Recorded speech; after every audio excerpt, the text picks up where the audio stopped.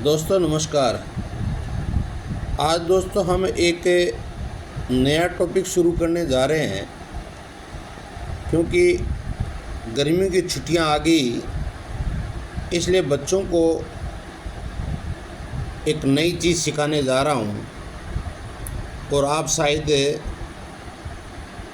इसका अपने बच्चों को बता करके लाभ उठाओगे। इसको दोस्तों जो आप वीडियो में देख रहे हो, इनको इंग्लिश के अंदर यानी मोनोथोंग्स बोलते हैं, मोनोथोंग्स वोवल बोलते हैं। मोनोथोंग वोवल्स क्या चीज़ है, ये आपको हम बताएंगे और इसको ध्यान से सुनिए।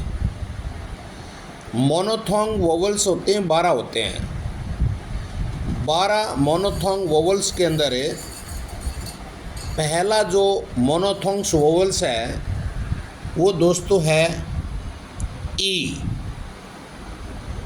ये दोस्तों आप देख रहे हो, एक नंबर से शुरू किया मैंने। 12 मोनोथोंग वोवल्स बताऊंगा, इनको फोनेटिक साउंड वोवल्स बोलते हैं। तो इसके आधार पर बच्चा मीनिंग का जो इंग्लिश का मीनिंग है वो बहुत तीव्र गति से कैच करके स्पेलिंग बता देता है, याद कर लेता है। ये पहला मोनोथोंग्स है, इसको ई बोलते हैं, ई। और ये लंबी आवाज़ देता है। इसका संकेत सिंबल है वो ये है, आप देख लीजिए, 2 आगे अनुस्वर टिमके लगे हुए हैं और जैसे फर्स्ट का चिन्ह होता है वैसे है ये। इसको सीखना ज़रूरी है बच्चे के लिए। इसकी ई आवाज़ होती है, इसकी लंबी आवाज़ होती है और इसको इंग्लिश में कहते हैं लॉन्ग साउंड। अब इनके हम उदाहरण लेते हैं एक एक। जैसे एग्जाम्पल लिया हमने, जैसे इसको बोलेंगे रीड। ये रीड शब्द है। अब इसको रीड मानी पढ़ना होता है। इसको जो फोनेटिक साउंड होते हैं उस सिंबल में कैसे, यानी फोनेटिक जो साउंड होता है उसके संकेतों में कैसे लिखा जाएगा जिससे बच्चा उसको अच्छी तरह से कैच कर सके। ये देखो आर है, और ये मैंने जो सिंबल बताया है आपको, चिन्ह बताया है बड़ी ई का, ये बीच में चिन्ह है। उसके बाद में ये डी है। इसको हम उच्चारण करेंगे तब बड़ी ई री से आवाज़ करेगा, रीड। क्या आवाज़ होगी? रीड। और दोबारा इसको मैंने सही किया है ओवर राइटिंग की वजह से। ये आर है और फिर इसका बड़ी ई का सिंबल दे रखा है, संकेत दे रखा है, ये है आगे डी, रीड। इससे बच्चा समझ जाएगा कि रीड की स्पेलिंग क्या होगा और क्या इसका हिंदी में अर्थ होगा। दूसरा उदाहरण है दोस्तों बीच। बीच का मतलब होता है समुद्र तट, जो किनारा होता है समुद्र का जहाँ लोग आनंद लेते हैं उसको बीच कहते हैं। इसका सिंबल क्या होगा? इसका इस तरह से आवाज़ होगी, बीच। क्योंकि आई और ये वी दे रखा है हमने, ये जो हमने लिख रखा है, ये आई और आई लगा करके और अनुस्वर लगाया है, ये लंबी आवाज़ देता है। ई, बी, बी है ये, तो बी। और ये टी और एस लंबा लगा रखा है, ये च है, च है ये, बीच। ये बीच, ये आवाज़ आई है। अब इसको अलग अलग टुकड़े कर सकते हो, जैसे बी लिख दिया प्लस ई प्लस च, बीच। इस तरह से बच्चा उसका सही उच्चारण करेगा, बीच। इसी तरह से है रीच। इसका रीच का मतलब होता है पहुंचना। इसका कैसे ये लिखा जाएगा फोनेटिक साउंड में, सिंबल में? जैसे आर लगा लिया, और ई और च, रीच। इसको लिखेंगे आर प्लस ई प्लस च, रीच। एकदम क्लियर हो रहा है। उसके बाद में है टीच। टीच का मतलब होता है पढ़ाना।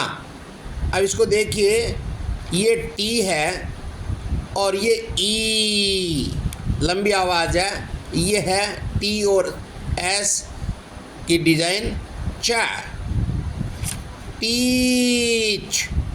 क्या है ये? टीच। इसके अलग अलग टुकड़े किए हमने, फिर जोड़ा है। ये टी है प्लस ई प्लस च, ये देखिए आप, च, टीच। इसी तरह से लीच। लीच का मतलब होता है, यानी इसमें रसायन जो पदार्थ होता है, मिट्टी से जो रसायन निकाल लेते हैं, इसका नमक या नमकीन पानी भी बोलते हैं इसको, नमकीन लीच, नमकीन पानी भी बोलते हैं। तो इसकी आवाज़ कैसी, हमें एक्चुअली साउंड पर जाना है। ये एल है, ये ई है, लंबी ई, ये च है, लीच। देखो, एल प्लस ई प्लस च, लीच। ये समझ गए होंगे आप, लीच। इसी तरह से हमें अगला शब्द लेते हैं शीट। शीट का मतलब होता है स्थान या बैठने का स्थान।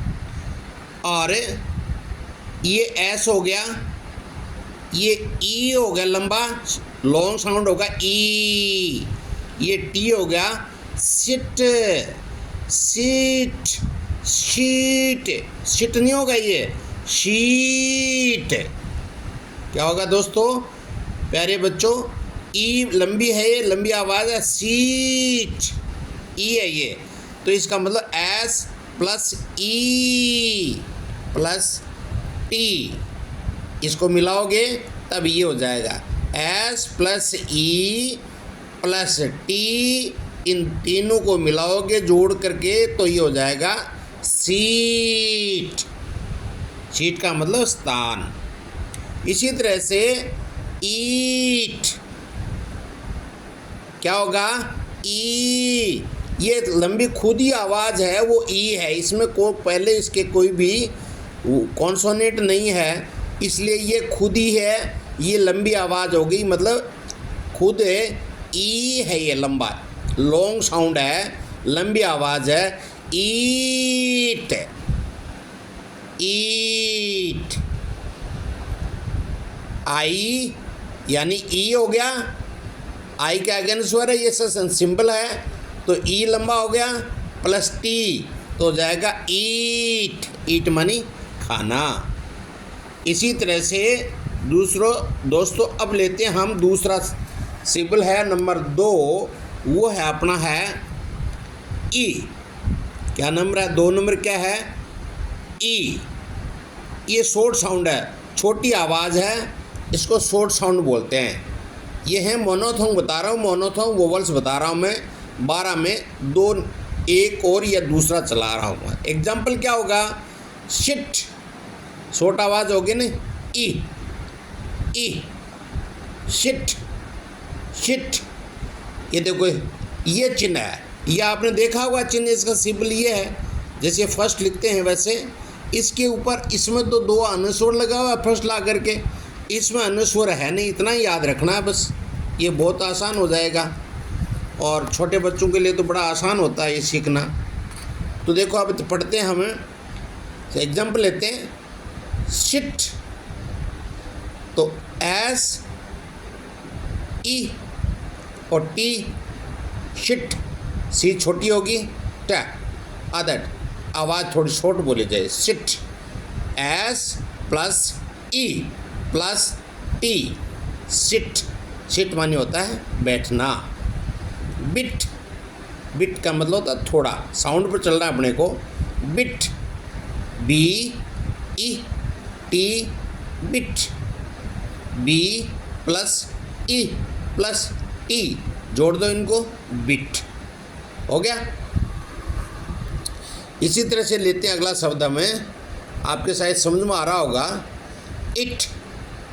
इट मानी ये है या कोई चीज़, तो इसके क्या खुद ही है, ये खुद ही ई है, छोटा है ई। इट, इट देखो ई छोटी है, क्या इट, इसको कैसे लिखेंगे, ई प्लस टी, इट। इसी तरह से निट, निट का मतलब होता है लीक। लीक का मतलब कीट का, कोई कीट होता है, उसका अंडा, जैसे हमारे शरीर में जूं पड़ताती हैं, जानवरों के पड़ जाती है जूं खाल के अंदर, उसको बोलते हैं निट। आवाज़ देखो, इसका आवाज़ पर चलना अपने को, निट, एन ई टी, छोटी नी, निट, शॉर्ट साउंड है, छोटी साउंड है, N plus I E, N plus E plus T, knit, knit, E. इसी तरह से पिट, पिट मानी खड्डा होता है, इसको देखिए, पी ई टी, पिट। क्या हो गया, पिट, पी ई टी। ये जो मैंने दो लाइन लगा रखे हैं, इसका तो मतलब ये है कि इस दायरे के अंदर जो चीज़ लिखी हुई है वो साउंड है। ये जो मैंने लिख रखे हैं साइड में ओब्लिक लगा रखे हैं, इसका मतलब ये है कि बीच में जो लिखा हुआ है वो शब्द की साउंड है, सिंबल है उसके। इसी तरह से अगला देखो आप, फिट। कितनी प्यारी इंग्लिश मतलब समझ में आ रही है, फिट। फिट मानी सही होता है। इसको देखिए, F E T, fit, F plus E plus T, E. क्यों बोल रहा हूँ मैं, ये आई सा लग रहा है ना आपको, ये आई है, लेकिन इसकी आवाज़ क्या है, ई। तो क्या होगा, फिट। इसी तरह से हिट, चोट मारना, hit, H E T, hit, H E T, ये साउंड है, ई ई। मोनोथोंग वोवल्स 2 नंबर के है, वो साउंड है ई, हिट। इन तीनों को जोड़ दो, हिट बन जाएगा। आज का वीडियो आपको कैसा लगा दोस्तों, इसको ज़्यादा से ज़्यादा लाइक करें, शेयर करें, कमेंट्स करें और सभी दोस्तों को आगे से आगे शेयर करें, ताकि छुट्टियों के अंदर हम जो ये टॉपिक लेके चले हैं इसमें बच्चों को बेनिफिट हो सबसे ज़्यादा। ये साउंड हैं, फोनेटिक अल्फ़ाबेट साउंड बता रहा हूँ मैं, इसको फोनेटिक के लिख देता हूँ मैं, फोनेटिक के, फोनेटिक के